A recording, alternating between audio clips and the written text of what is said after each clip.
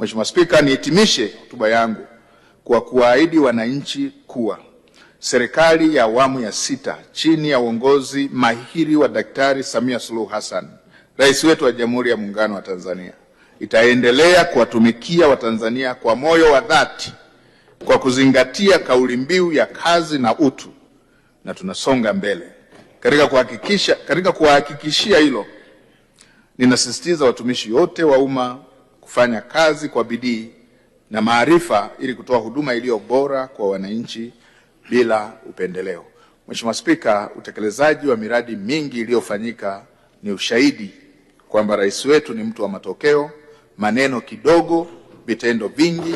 ambavyo vinaongea katika maeneo mengi hapa nchini. Mheshimiwa Spika, sasa baada ya kuwa nimesema hayo, naomba sasa kuleta maombi ya makadirio ya mapato na matumizi ya fedha ya Ofisi ya Waziri Mkuu na Ofisi ya Bunge kwa mwaka 2026-2027. Mheshimiwa Spika, katika mwaka 2026-2027 Ofisi ya Waziri Mkuu inaomba idhini ya kukusanya maduhuli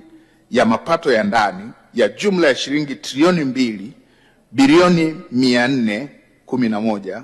milioni 548 laki 152,300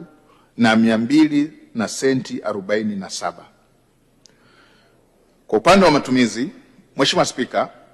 kwa mwaka 2026-2027 Ofisi ya Waziri Mkuu na taasisi zilizo chini yake inaliomba Bunge lako tukufu liidhinishe jumla ya shilingi trilioni 12 bilioni 502 milioni 356 160,000. Kati ya fedha hizo shilingi trilioni 8 bilioni 734 milioni 43 na 89,000 ni kwa ajili ya matumizi ya kawaida na bilioni 764 milioni 313 na 71,000 ni kwa ajili ya matumizi ya maendeleo. Mheshimiwa Spika,